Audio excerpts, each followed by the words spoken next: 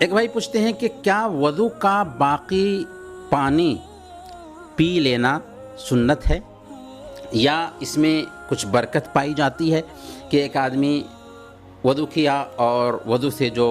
پانی باقی رہ گیا اس کو پی لیا جائے؟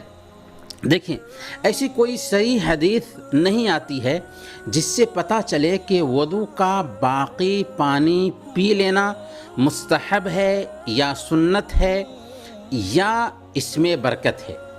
اگرچہ بعض علماء نے اس طرح کی باتیں لکھی ہیں، لیکن نص سے اس چیز کی کوئی تائید نہیں ہوتی کہ وضو کا باقی پانی پینا سنت ہے یا مستحب ہے یا اس میں برکت پائی جاتی ہے۔ ایک حدیث آتی ہے، صحیح بخاری کی حدیث ہے، حضرت علی رضی اللہ تعالی عنہ سے مروی ہے کہ انہوں نے بیٹھ کر کے وضو کیا،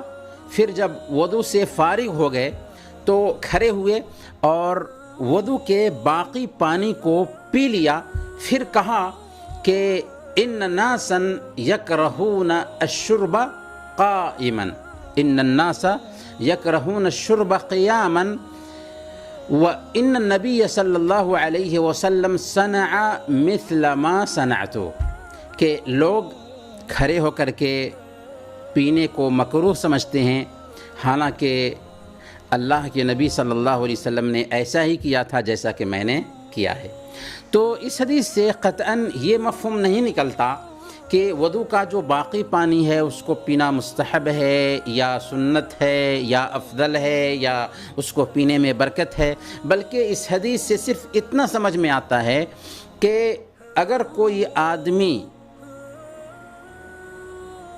وضو کے باقی پانی کو پینا چاہتا ہے تو پی سکتا ہے۔ اور حضرت علی رضی اللہ تعالیٰ عنہ اس حدیث میں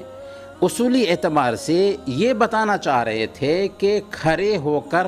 پانی پی لینا بسا اوقات جائز ہے، بس یہ میسج دینا چاہتے تھے۔ لیکن اس سے یہ نتیجہ اخذ کرنا کہ وضو کے باقی پانی کو پینا سنت ہے، بالکل صحیح نہیں۔